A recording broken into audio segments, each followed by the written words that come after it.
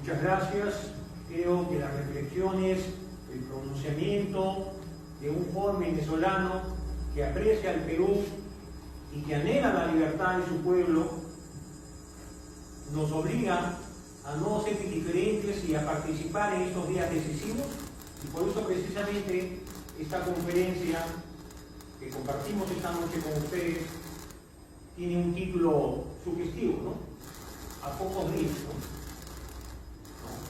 En realidad, la suerte de Venezuela se va a jugar el día 10, pero también en la etapa preliminar y en la etapa post-10 de enero.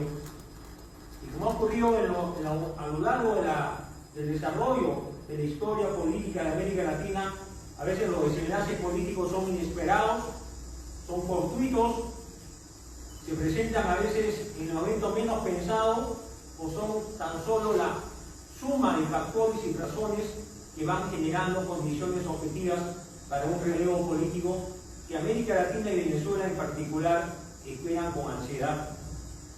Creo que la lucha por la libertad debe ser permanente. Alguna vez escribí una columna que tuvo acogida con el título "La lucha por la libertad no tiene fin".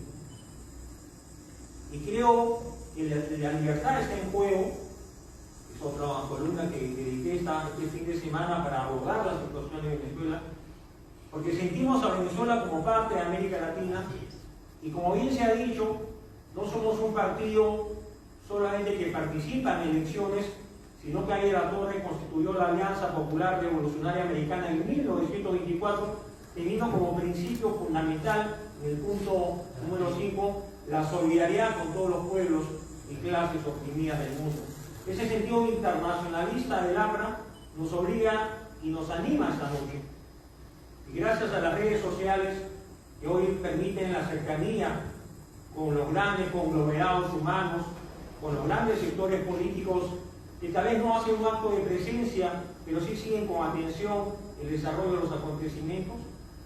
Creo que en este mismo momento, Nancy me facilitó una información hace un minuto, cómo en Venezuela el gobierno va a responder en el plano policial y militar con represión, sin límites seguramente, porque ellos se juegan el poder del gobierno y su propia libertad. De tal modo que esta es una lucha por la primacía de la libertad, y que no se diga que la libertad es un principio retrógrado que ahora levantan las derechas o que levantan los liberales. La libertad es un principio fundamental de toda persona y de todo pueblo que se sienta y se siente que se aprecia a sí mismo. Recuerdo que en agosto con Nancy y otros compañeros estuvimos en esa mesa, había una asistencia de la comunidad venezolana que agradecimos esta noche, y yo enfaticé en la frase simple de lo que ha sido el motor del aprismo continental y peruano en particular, la frase "pan con libertad", que fue el principio de varias campañas electorales en las que Ariel Latorre fue candidato por el aprismo. Y cuando asociamos la frase "pan con libertad", tiene que ver precisamente con los conceptos que Nancy con propiedad desarrolló en su interesante y brillante intervención respecto a que hay que construir el diálogo, la democracia, la institucionalidad, reducir la pobreza, cerrar brechas sociales, promover la igualdad en los términos no monetarios, sino del ejercicio de derechos ciudadanos. Y realmente, como bien se ha dicho esta noche, la vivencia de Venezuela, los 25 años por el gobierno del chavismo, su nueva constitución, y recuerdo la fecha cuando Hugo Chávez juró el cargo de presidente invocando una constitución moribunda, y se suponía que era el inicio de un nuevo despertar. Esa afirmación la traigo a colación porque acá en el Perú aún hay personas que creen que el Perú debe ser refundado con una nueva constitución, y seguramente en el próximo proceso del 2026 vamos a tener más de un candidato que va a proponer la Asamblea Constituyente como garantía de transformación social. Ariel Latorre, en la etapa final de su vida en 1978, se sumó al esfuerzo para una transición democrática y aceptó ser el líder de la lista de 100 candidatos a la Asamblea Constituyente del Partido Aprista. tenía ya 83 años y presidió la Asamblea Constituyente. Y firmó en su lecho de dolor la Carta Magna de 1979, que luego fue derogada por la Constitución de 1993 bajo un contexto poco democrático. Muy discutible el referéndum que se convocó en 1993 para convalidar el texto constitucional del CCD de ese entonces. Entonces América Latina tiene que aprender de sus errores, tiene que aprender de que el populismo, ya de la Torre siempre marcó distancia con los populismos de izquierda o de derecha. Ya de la Torre, si algo lo caracterizó fue que no pretendió adular al pueblo, sino educar al pueblo. Y nosotros que pertenecemos a una generación que tuvo la fortuna de verlo a Víctor Raúl ya en la etapa final de su vida, cuando estábamos entre la niñez, la adolescencia y los primeros años de la universidad, creo que tenemos el deber de sumarnos a este esfuerzo continental para hacer de Venezuela un país libre, soberano, y a su pueblo un país unido al nuestro en los ideales de paz con libertad y de integración continental y de lucha antiimperialista. En un contexto en el que el imperialismo tiene que ser estudiado de manera abierta, porque ya no estamos hablando del antiimperialismo yanqui, del que habló Víctor Raúl, el antiimperialismo del APRA en 1928, o del programa máximo del APRA en los años 20. Hoy tenemos otros actores en el plano internacional.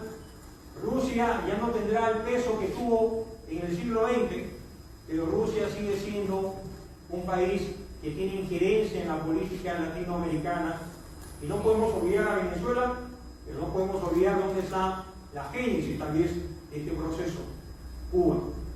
La Cuba de los 60, la Cuba revolucionaria, la Cuba de la promesa, la Cuba de la igualdad y de los derechos plenos. ¿Cuántos jóvenes en el Perú creyeron esa revolución cubana y tomaron las armas? También pasó lo propio en Venezuela, Ecuador, en Bolivia, en Argentina, en Uruguay. Creyeron esa utopía revolucionaria. Sin embargo, Cuba sobrevive, su pueblo sojuzgado, pasan muchas necesidades y pareciera que los pueblos a veces se acostumbran a vivir bajo ciertas condiciones y reclaman derechos solamente en situaciones muy dramáticas. Conocí a María Corina Machado en el año 2014, cuando estaba haciendo una visita al Congreso Nacional del Perú. Me acuerdo que le entregué una columna que en ese entonces publiqué, llamando la atención de lo que parecía todavía un gobierno con rasgos autoritarios, pero con alguna apertura democrática. Y encontré en María Corina Machado una persona con voluntad de servicio, y creo que en ese momento su liderazgo, estando ella en territorio venezolano, va a ser determinante en las próximas horas, y espero que el pueblo, venciendo el temor y el riesgo de la represión brutal de la dictadura, salga a manifestarse en las próximas horas y los próximos días para ejercer su derecho a hacer valer su voto ciudadano.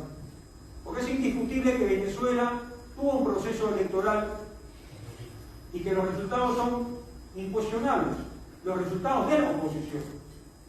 Las actas electorales han sido recogidas primero un 40%, luego se habló de casi más del 90%.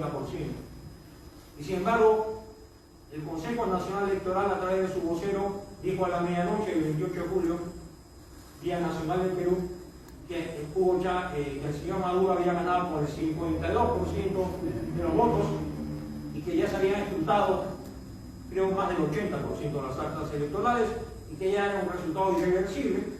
Por cierto, han pasado las semanas y los meses y no mostró ninguna acta electoral. Y ahí viene a veces la complicidad, la forma laxa como algunos gobernantes de izquierda. Lula da Silva, y voy a decirlo con nombre propio, hizo un juego de palabras, estamos a la espera, si hay alguna impugnación, si hay algún reclamo. Recuerdo al mismo señor López Obrador en sus tediosas conferencias de prensa matutinas de todos los días, pobre pueblo de México. Dijo, hemos conocido resultados, pero no son definitivos, pero hay una tendencia a favor del señor Nicolás Maduro.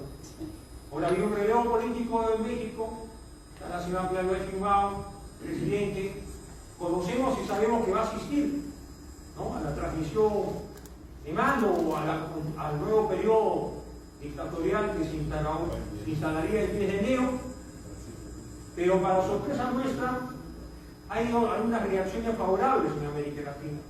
Y como bien ha dicho con propiedad Lucho Villasana, a veces los pueblos se encuentran en el momento para pronunciarse. Tal vez ha sido el caso de nuestra Cancillería, que guardó silencio, preocupante por cierto, y en las últimas horas esta mañana el canciller ha sido más explícito, ya ha hablado del presidente electo González Urrutia. Entonces, estamos ante juego de palabras, ante neologismos, palabras más, palabras menos, pero creo que el gran protagonista de la libertad y de la lucha por la libertad en Venezuela es el pueblo de Venezuela. Ustedes son los depositarios de la soberanía popular, ustedes ya se han pronunciado, y a pesar que de los 8 millones o más de ciudadanos venezolanos residentes en el exterior, solo pudieron votar menos de 70.000, tengo entendido, claramente el gobierno no quería darle el voto en el exterior a sus connacionales por una razón clara que iba a perder abrumadoramente. Entonces, ya se ha dicho esta noche con mucha precisión que si esa lucha por la recuperación de las libertades en Venezuela fracasa, en este segundo periodo podría haber una migración masiva, incluso superior en número a la primera migración. Y eso es parte de la estrategia cubana. Nadie habla de que en Cuba la población en el año 59, cuando se dio la revolución, es casi la misma que en el 2025. No ha crecido poblacionalmente Cuba. Perú tenía en el año 61, según el censo de ese año, algo más de 10 millones de habitantes. Hoy estamos bordeando los 34 o tal vez 35 millones de habitantes.